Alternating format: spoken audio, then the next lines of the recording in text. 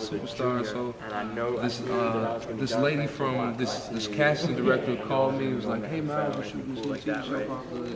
And so I was like, "What am I gonna?" And I knew I love football. I'm like, "Yeah." And I was like, "What am I gonna do?" That's when I started acting. Once that's over, I'm gonna be 2 years destroyed. Like what? And that I kind of put together a reel. And I took it back that feeling when I played. Like, fun fact, I went to Morehouse, and so that's where we filming at. And like the actual class that we shooting in, like I actually had business class in that very room. So the whole thing was just super like nostalgic. Like, y'all know what nostalgic means? No, it was everything was like real cool. Anybody got some questions? I got some questions. What was your major? At Morehouse, my major was business management. Okay. Yeah. Some more questions? Well, yes? How long have you been acting? So I started acting in 2012, and just been doing it nonstop since.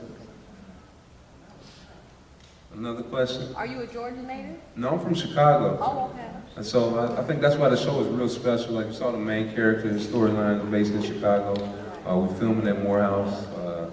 Like, everybody that's involved with the project is like supposed to be there. You know, I felt like I had to have been on the show. It wouldn't have been no other show, you know? Did you play football at Morehouse? Yeah, I played football at Morehouse. We played Fort Valley back in 2010. We came down here and beat you guys 48-34. Ask him what happened last year. That's what happened last year. Next week. Y'all let y'all home. Yeah, I don't know what they're doing now at Morehouse, but when I was there, it went down. Some more questions? Yes, dear.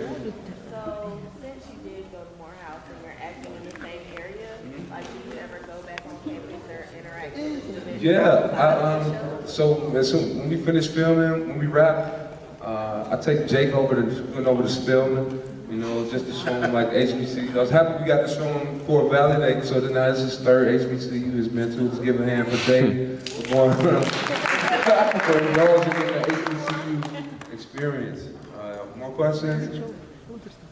Got some questions for Jake? Yes. I just have a lot of questions. What's up? So, do you think there's ever going to be a cheerleader or a dancer or a That's a great question. I think there should be. I think it definitely should be because, I mean, it's more to focus on other than us, even though we like the attention.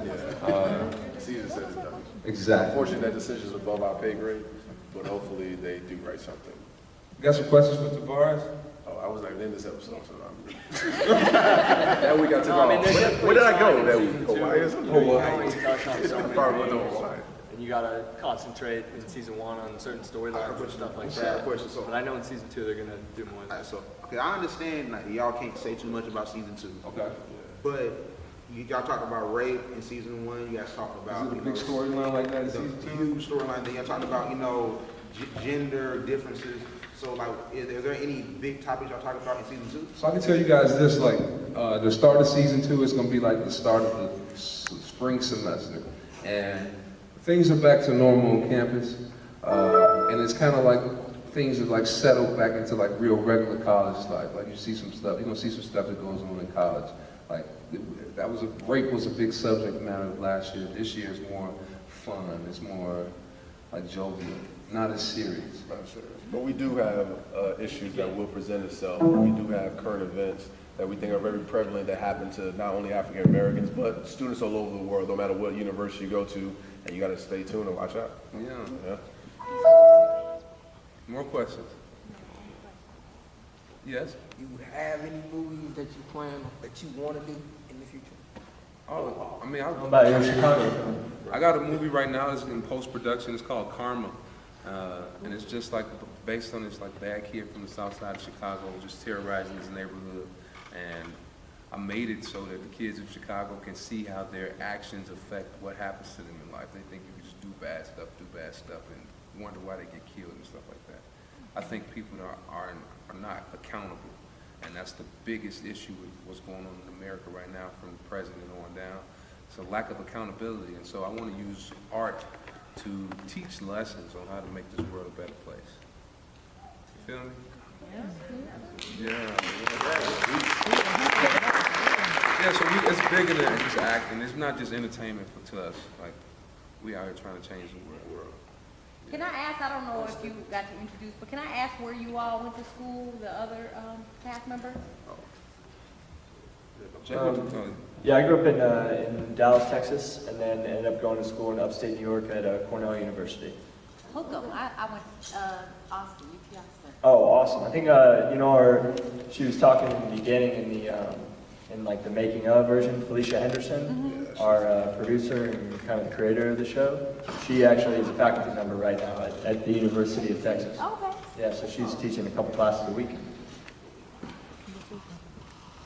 I'm from Miami, Florida, and I didn't have the opportunity or the privilege to go to HBCU. I actually went to a PW. I went to University of Central Florida. Okay. In Orlando. Orlando, that's correct. Did you study theater there? No. I actually played football, and from there I actually studied football.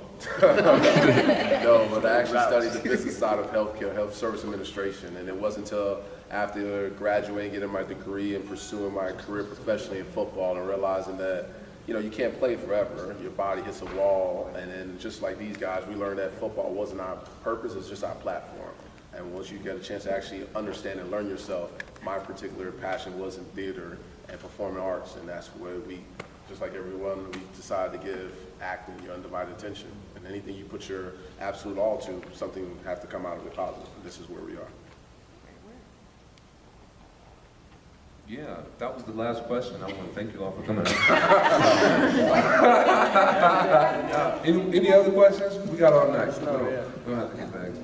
Well, we wanted to make sure you know that, first of all, the theater group is represented here. I see you And guys. so, right, and so we have cake in the back for you. whoa. It's in the green room, so before You shouldn't have. Yeah, before you run out.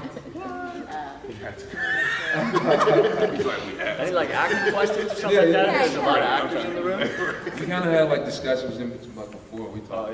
What's up, man? So I had a question I asked you when I was sitting with you. So that one scene you guys in the cafeteria, it seemed real natural. So I asked you, you guys didn't memorize the script, off the script, you guys ad lib. So like you said a specific answer, but tell everybody else what you said. Yeah, so basically they give us the script. We have to memorize the script like verbatim. And like first season when we went off the script a little bit, the script supervisor come and say, hey, that word is supposed to be that. But after a while they saw we really didn't care. Like me, I like to make up my own script. Because I think my mind just works a little bit better than the writers.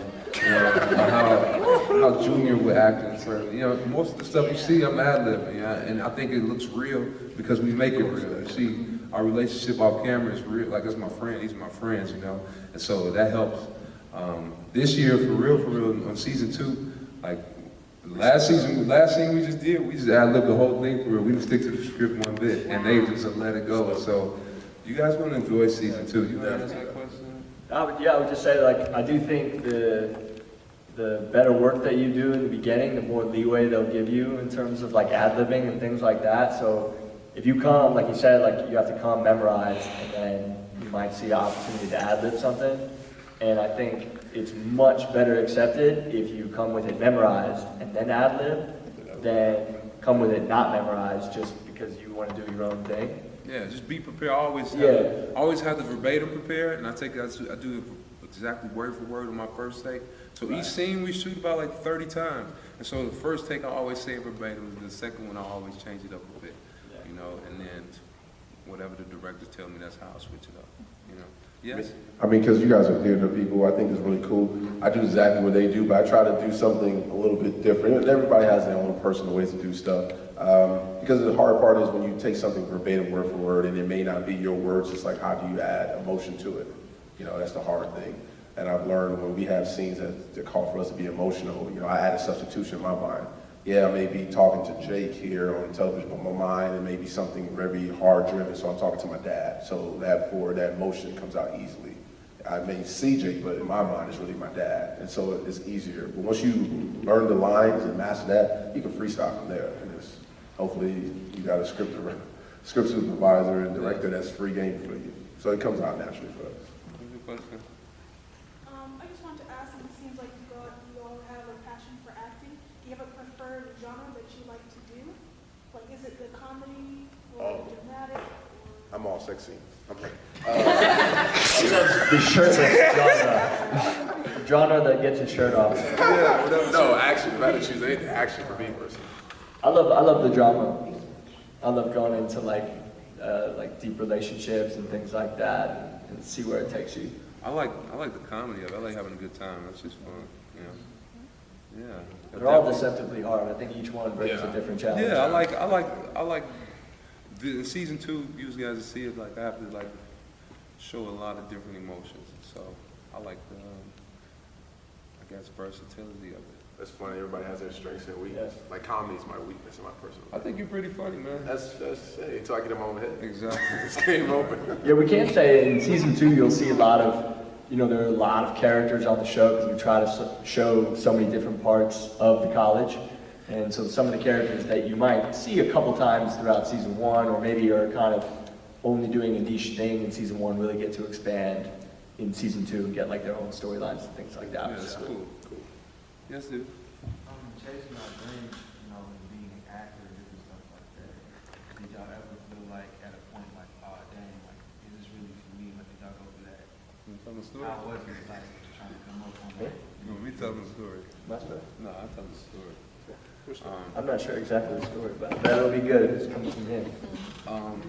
I mean, like, as far like so I wanted to go to the NFL. Like that was my thing. And so, but I came out the year of the NFL lockout, and I was kind of playing like arena football up in Chicago. Kind of like mad at the world. Like this is not what I planned on doing. And like everybody prayed for me. I believe in God, right? Well, yeah, y'all should if y'all don't. So I'm praying. I'm asking. Yeah, I'm asking for like. I'm asking for like man, God, like let me figure out what I'm supposed to be doing because this is not it. I feel it. And I got a random email from a casting director saying like, hey Miles, you should come like be in the background in this show we're doing called Necessary Roughness. And like I took a leap of faith. I stopped playing football. I called my manager, my agent, told my family, yo, I'm about to stop playing football and become an actor. And everybody laughed at me like, ha ha ha ha. And now everybody gets to see me on TV every week, And so it's just like, stick with it, whatever you want to do. Because if your heart is in it and you're working towards it, God's going to open all the doors that's supposed to be open. And what's for you is for you. Can't nobody take that away from you. Feel me? Your story's way better than mine. Yes, I think you'll definitely run some challenges, and you'll get the chance when you become frustrated. That's the main goal. You'll become mentally frustrated, emotionally frustrated, physically frustrated, because everything that you've done, you don't feel like you've gotten that in return. And I think that's just life. And everything you go through is life. There's a lot of things that help me out personally. Praying, meditating is the biggest thing. And there's just small things that I overcome in life. Being a football player, that was hard and adversity all the time. And oddly enough, whenever things get frustrating for me personally, I like to work out. It allows me to get my frustration out. It allows me to put me back on the right mental energy as well. I'm part of a fraternity. I'm a proud member of Kappa Alpha Psi Fraternity Corporate. That process, just learning that piece of information was difficult. And it taught me how to persevere. But don't let that stop. I read this quote years ago, and I think it was absolutely strong. It said, I've never met a strong man or woman with an easy pass. 13 minutes.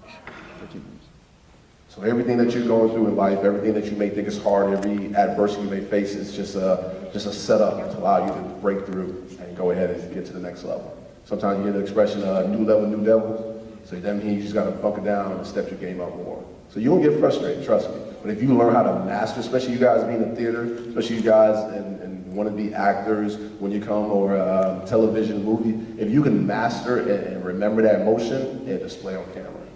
And it becomes real. And all of a sudden you're like, wow, she could just turn it on. You can turn it off. And you're like, nah. They're like, oh, I need to see why you're hungry. Oh, I've been hungry. Right. And it's like, it comes on and off. While those who unfortunately didn't go to any kind of adversity can't do the same you can. And now that's talent. It's different. Yeah, I agree with all that. On average, how long would you spend on set each day? On set? Yeah. It definitely depends how many scenes you're in that day, I will say that one thing is that the crew will always be there before you, and they'll always be there after you. always appreciate them no matter what. I would say a normal day maybe is like a normal day if you're in all the scenes or something like that would be like, 14 to 15 hours or something like that, if you're in all the scenes. But it can really depend. You might be in the first scene of the day at 7 a.m. and then the last scene of the day at 7 p.m. And you gotta just kind of hang out and stuff like that. That's where the meditation might come in a little bit. But yeah, take some time. In the past, we've had professional actors come and they gave wisdom like that everybody should be a background actor once, but not more than that. Because you don't want to get typecast as a background actor, or You guys have any, suggestions? I would definitely say like doing it once is really, really good for you, but thinking that just doing background work will get you some opportunity on that movie or make you a great actor, I don't find to be true. So I think like doing it once or twice is a good one. Yeah, so I got to know Sergio before we did the quad. We spoke on having to get booked for this episode of this show, but I did background with Sergio, started in 2012 with the show Necessary Roughness, and I did background with him on The Game, and I did background on him, like he was my roommate when we did The Best Man Holiday. We were both in that, like, yeah, it was just, man, do as much background work as you can, and do as much acting work as you can, because just like Sergio said, whatever you put your energy towards in life, that's what it's gonna grow, and so if you want to be an actor, go act. It's student films. It don't have to be a paid gig. If you want it, it's bad enough, it'll turn into some money, I think you should always focus on what is it that you try to accomplish. I think some people unfortunately get caught in the realm of, hey, I've done background and I got a chance to make some money, so I'm always gonna take advantage of background. And if you're chasing the money or that's your mindset, then you will be stuck in backgrounds. So it's kind of catch-22. Like I didn't mean miles to us doing backgrounds, and I went from backgrounds to doing stunts, to understand acting to where I am now. So I use it as a stepping stone. I didn't say even when we were doing background work, man, Sergio was a superstar and I was a superstar on set. You know what I'm saying? They just didn't know it yet. Yeah, exactly. I just didn't know it yet. They're just like, hey, you got it. And I'm like, no, it's superstar, but it's all right. I let you slide. That's okay. And he's like, this line, no, I'm a superstar. You just don't know it. Now it's like, hey guys, like, oh, hey, how you doing? Yeah, it's time for you to catch up. Gotcha.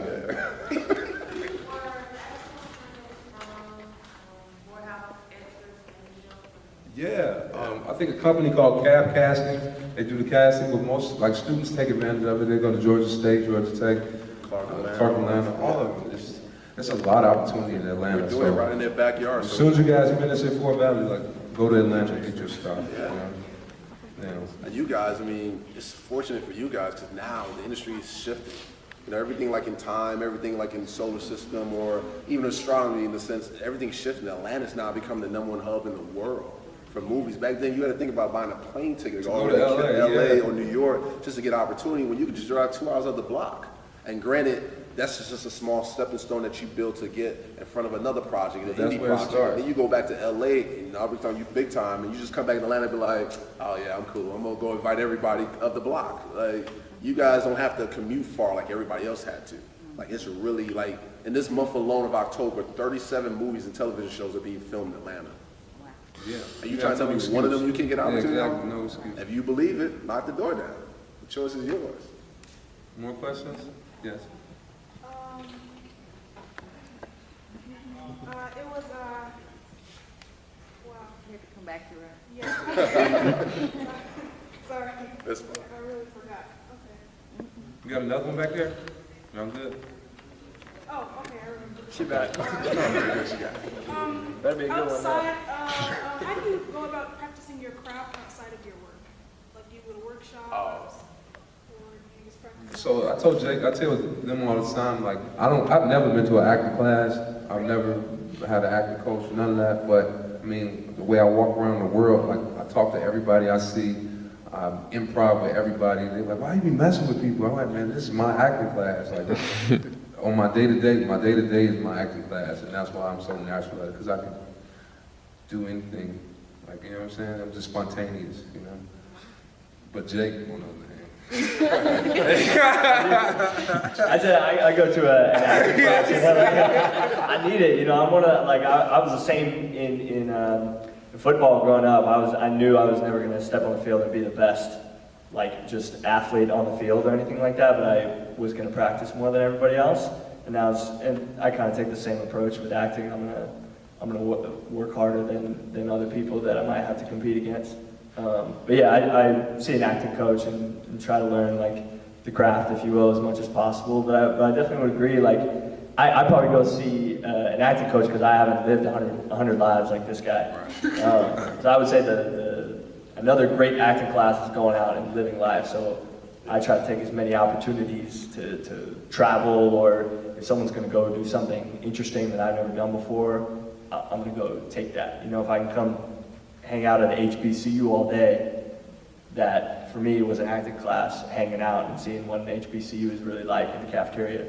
So that when I shoot the next cafeteria scene, I know I have that life experience. You know what I mean? So yeah, live life.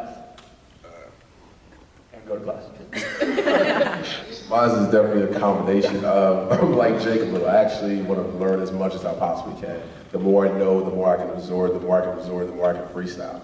So I actually do go to acting class, and I read books. I mean, on the way here, I'm reading a book on acting on a different technique, and it's like, hey, it may not be for me at all, but it's like, oh, I picked this one, out of 100 pages, I got this one piece of information on page 1 that I thought was useful, and then all of a sudden I make it my own. Or just, like Jake said as well, everyday living. Like, it's a funny thing, it may sound weird as hell.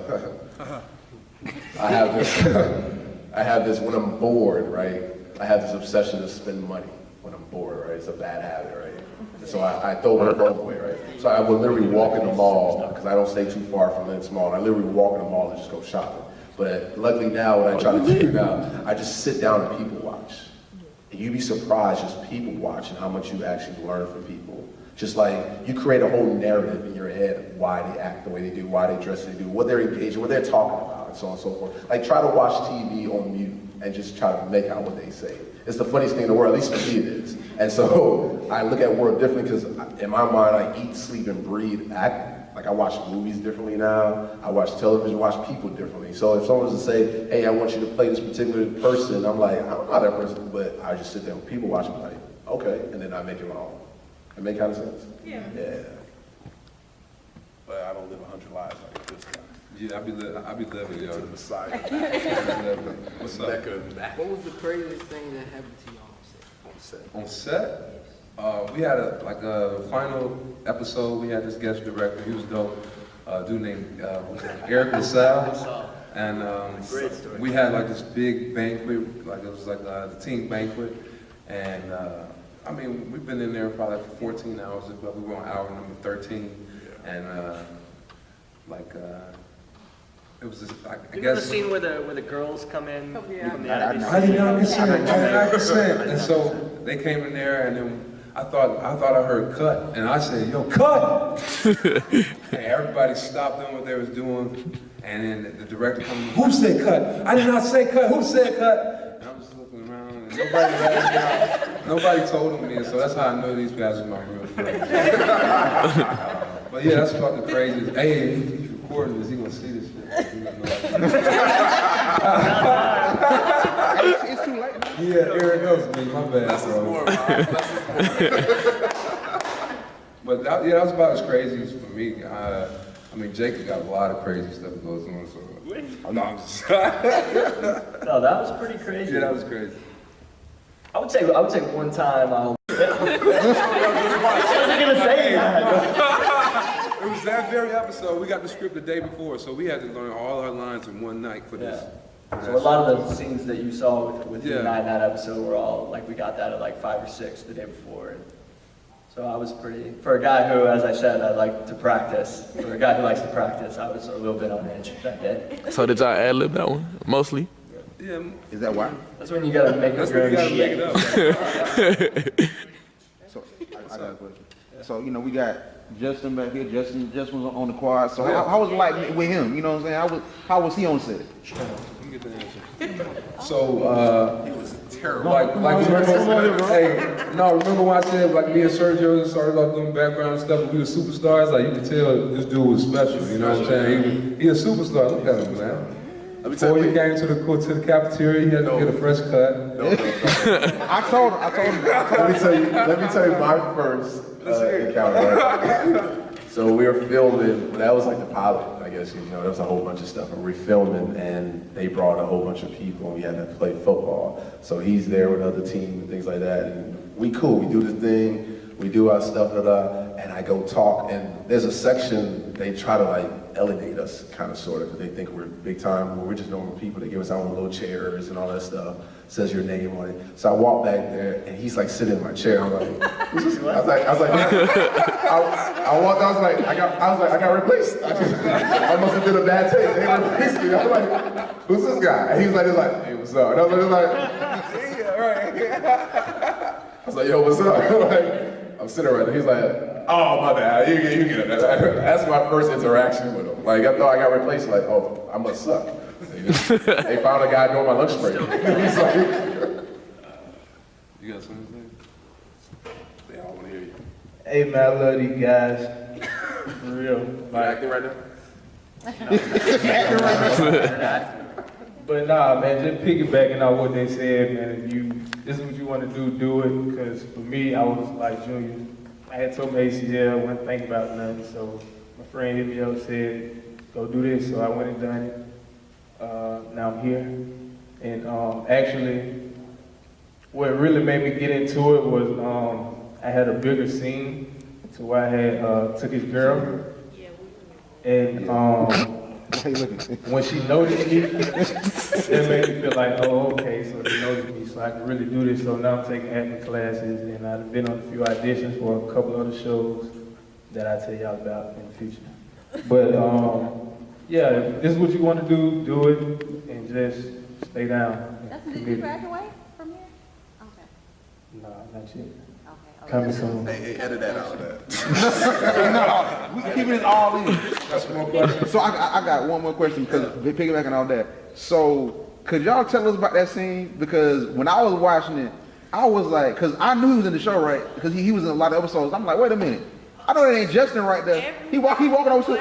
He walked there, he's like, man, QB1 girl. You don't got to wear him, that's QB1 girl. I'm like, what? Okay. I was okay. See, what I was hoping off that was for the writers to go ahead and write it in so I can just expand from now. So we hoping that might happen. Yeah, keep Justin in your prayers. Amen. You never know who they some might more bring back questions? in some on TV. That's true. That's the fun part of it. But I mean, that's what, speak it into existence. Like, that's real. That's the number one thing. Yeah, man. Believe it, see it, Eat, sleep, and breathe. then believe it, bro. And sometimes if you put your work in one thing and maybe it doesn't happen for the quad or something like that, you'll find out that it'll just work its way into another show. Yeah, if y'all go back and look at old shows and look at the background of it, like, you're gonna see everybody that's a star right now because everybody had to start somewhere, So. I got a little story. You got a story, hold Yeah. on. When I was going through the auditioning process of the quad, I had booked another television show that was a real big deal for me. That I was really excited to get. And the day before I had like my, big callback audition, like my 5th audition with the quad, this show was gonna premiere. And I told all my friends about it, all my family about it, posted it, all that good stuff. And I was like, oh, it's gonna be perfect. I'm gonna have my big show, my spot in this show premiere tonight, and then I'm gonna go have my last audition for the quad, and I'm just gonna be so confident it's gonna be great. That night, they played the show, and I got cut. I wasn't in a single scene. I might as well not ever have been in the show. And man, that beat me down like real. I felt terrible. And pick yourself up. Went to the audition for the quad the next day. Got it. And that show doesn't mean anything to me now. And all it means, like all that work that I put into that didn't work out for that one. But it also plays, on the quad. So it all comes back around.